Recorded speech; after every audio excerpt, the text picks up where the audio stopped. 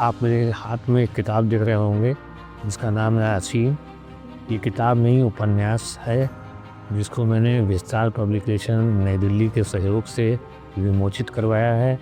असीम की कहानी जो है बहुत छोटी सी है और कुछ मामलों में कहें तो बहुत बड़ी सी कहानी है। असीम एक ऐसा बालक जो 4 साल तक अपने पैरों पर चल नहीं पाता था। उसका पैर में जो है उसके पैर में जो है कमज़ोरी थी और शिक्षा में भी उसका कोई उतना उतना रुझान नहीं था। लेकिन कैसे वो लड़का असफलता से सफलता की ओर बढ़ा, ये असीम की कहानी बताती है। आजकल क्या है, हाई स्कूल में कोई फेल हो गया, इंटर में कोई फेल हो गया तो लोग आत्महत्या का रास्ता चुन लेते हैं। लेकिन असीम ने तमाम असफलताओं के बावजूद भी इन रास्तों को अपनाया तक नहीं और ज़िंदगी में अपना एक गोल निर्धारित किया। और गोल निर्धारित करने के बाद आज असीम अपने रेलवे में एक बड़े पद पर है। हम लोग को असीम की कहानी से शिक्षा लेनी चाहिए। उस प्रेरक शब्दों के साथ मैं आपका नमन करता हूँ। नमस्कार साथियों, मैं अनुराग सक्सेना, विस्तार पब्लिशर्स का सह संस्थापक। और आज हमारे साथ हैं असीम पुस्तक अतुल कुमार सक्सेना जी की और मेरे बड़े भाई तुल्य, उनके छोटे भाई आज हमारे साथ जुड़े हैं। और सर, हम जानना चाहेंगे थोड़ा सा क्योंकि आपने बहुत समय व्यतीत किया, आप छोटे भाई हैं उनके और बचपन से आप उन्हें जानते हैं। थोड़ा अतुल जी के बारे में आप बताइए। बिल्कुल। सबसे पहले धन्यवाद कि मुझे ये मौका मिल रहा है। और चूंकि बड़े भाई साहब मेरे अस्वस्थ हैं और किसी वजह से वो यहाँ उपस्थित नहीं है, बट जो असीम पुस्तक है वो उनकी आत्मकथा है। और उनका जीवन बहुत ही संघर्षमय रहा। और बेशक अगर इस बुक को देखें तो ये एक बहुत ही मोटिवेशनल बुक है कि जहाँ पर अगर देखें तो सबको एक सीख मिलेगी कि जीवन में कभी भी हार नहीं माननी चाहिए। ठीक है।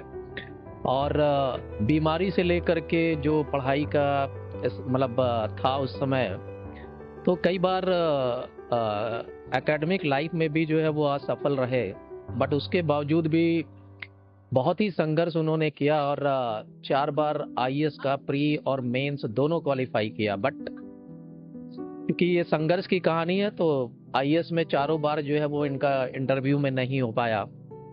बट फिर भी उन्होंने हार नहीं मानी और बाद में उन्होंने रेलवे के एग्जाम को क्रैक किया और क्रैक करने के बाद पाथवे सुपरवाइजर थे और उसके बाद वो अभी आज की डेट में रेलवेज में जो है वो क्लास 2 ऑफिसर्स हैं। तो बहुत ही संघर्ष की कहानी है, बहुत ही मतलब आपको दिल को छू लेने वाली कहानी है। तो आप इसको जरूर एक बार पढ़ें, देखें। मेरा यही निवेदन है। धन्यवाद।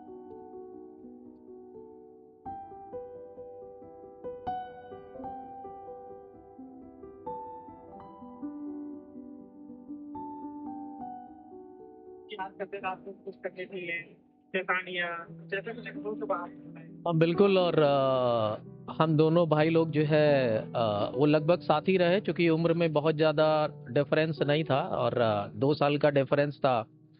और जैसा आपको पहले बताया कि मतलब एकेडमिक में थोड़ा सा फिर हम लोग साथ में आ गए, तो ज़्यादातर जो फ्रेंड्स थे वो भी फ्रेंड्स हमारे और उनके जो है वो कॉमन हुआ करते थे।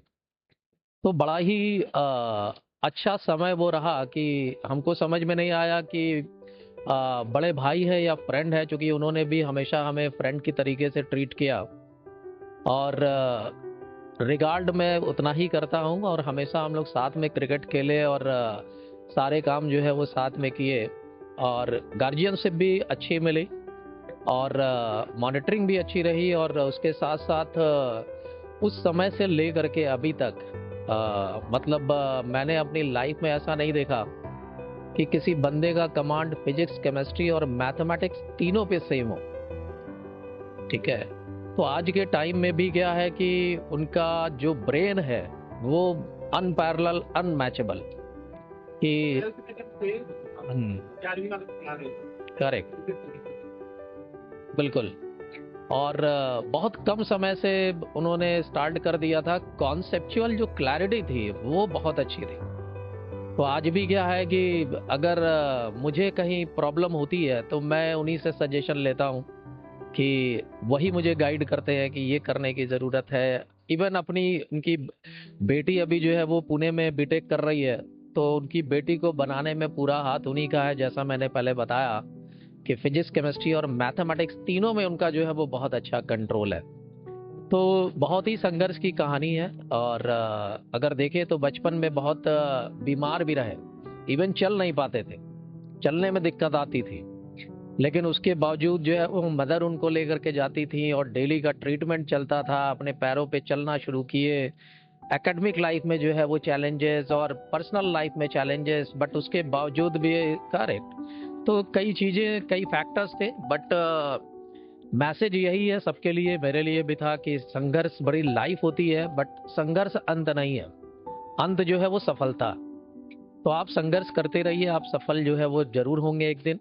बट ये है कि हार नहीं माननी है। और ये हार ना मानने का नतीजा है कि ना उन्होंने अपने करियर में हार मानी, ना इस बुक को लिखने में हार मानी। क्योंकि हम लोग कई बार कहते थे कि ये तुम व्हाट्सएप पर इतना लिख कैसे लेते हो, पेज पेज।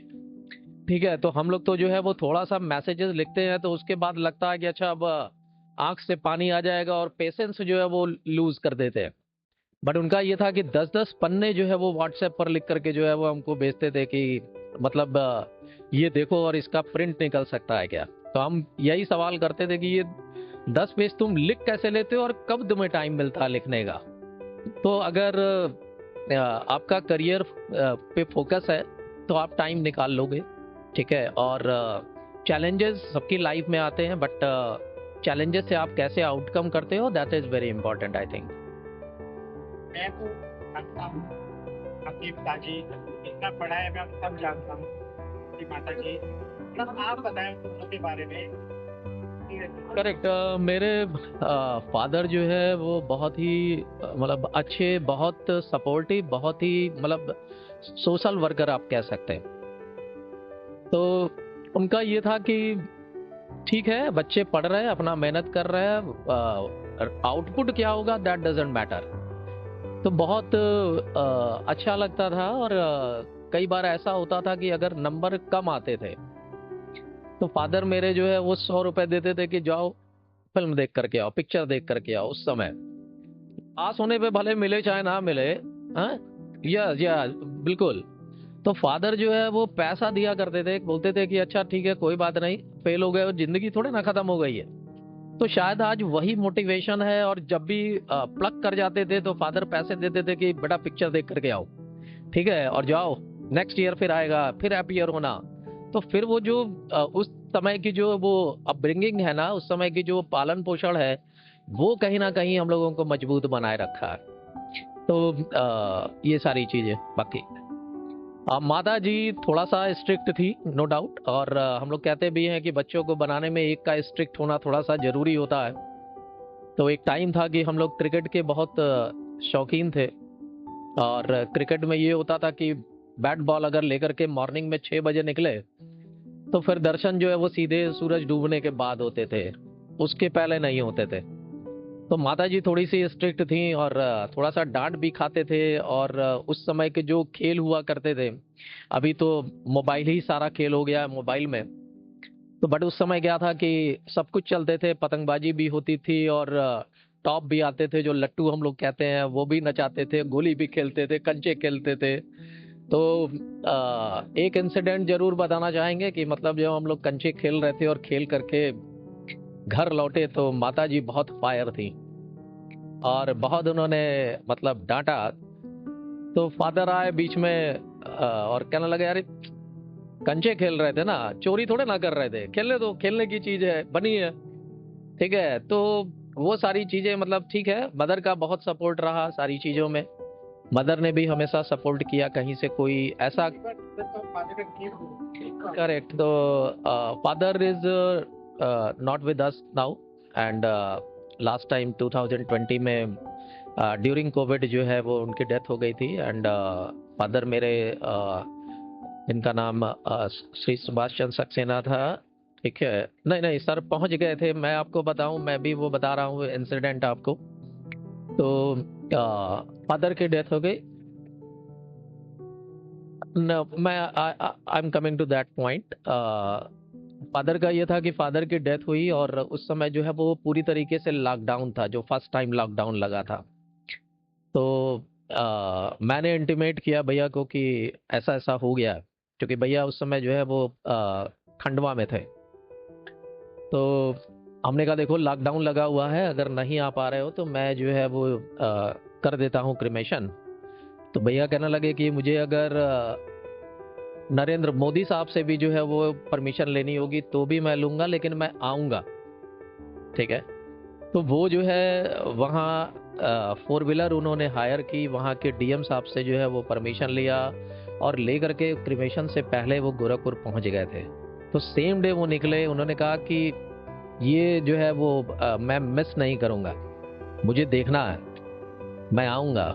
और 4 व्हीलर हायर किया लॉकडाउन का टाइम, तो अलॉन्ग विथ फैमिली वो वहाँ पर जो है वो पहुँचे और आए। करेक्ट।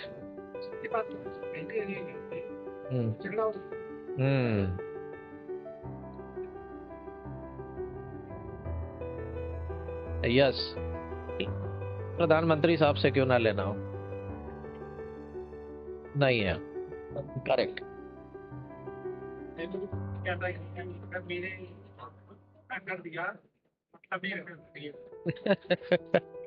लगाव होता है माँ बाप से। करेक्ट करेक्ट, बिल्कुल।